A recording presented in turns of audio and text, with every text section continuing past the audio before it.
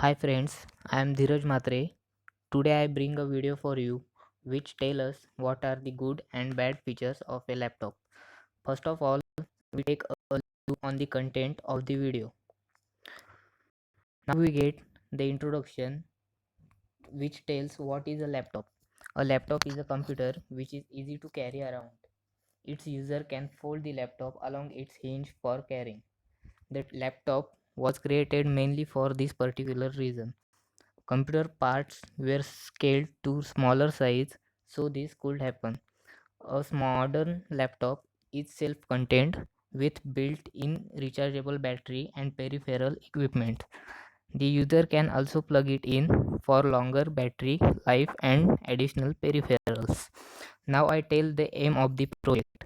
The main of the project is to study the strength and weakness of the laptop. Second is to know the advantages and disadvantages of the laptop. And last one is to study the features of the laptop. Now we are going to know what are the main components of a laptop. There are 8 main components of the laptop, which are processor, hard drive, system memory, screen, optical drive, external ports, networking, and video card, respectively. Now we are going to know what are the good and bad features of a laptop. First of all, we going to know what are the good features of laptop. The good features of laptop are as follows. First, mobility. Second is finished product. Third is internet access, and fourth is offline operation. Now we are going to see what are the bad features of a laptop. The first best feature of laptop is sensitivity. Laptops are easier to damage as compared to ordinary computers. For example, it is not uncommon for a laptop to drop, fall with rain, sit on it, etc. All this leads to a breakdown of the device, and the repair of portable computers is much more expensive than an ordinary computer. Second is unpredictably battery. Often, the battery pack built into the laptop breaks down because it is not internal and it needs to be operated according to strict rules.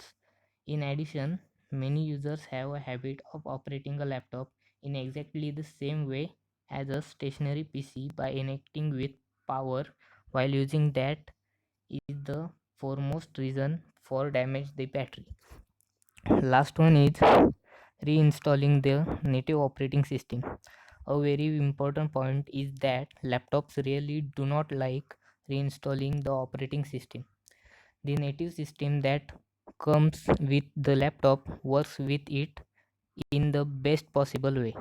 However, it is necessary to switch to another operating system. Problems with function keys, with device drives of the laptop, etc. Now we compare the laptop and desktop computers with each other. In comparison, the following points are come in front. First is portability. Laptops are highly portable on the virtue of their compact size. Second is the convenience of assembly. Third one is power uses. Fourth one is dimensions and weight.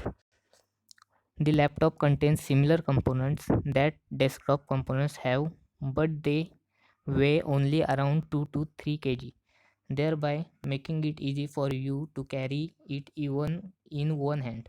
While desktop computers are known for their bulky appearance and you can't even carry them in both hands, laptops are slimmer than desktop computers and you can keep them even in a highly place.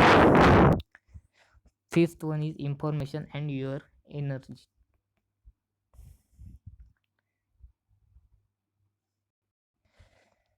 The last point of the project is our output of the micro project. There are two outputs of micro project. First is we study in the advantages and the disadvantages of laptop, and second one is understand the good and bad features of the laptop. There are two applications of study good and bad habits of the laptop, that are to analyze good and bad features of a particular product, and second way is to verify whether the product is good or bad. Thank you for watching the video.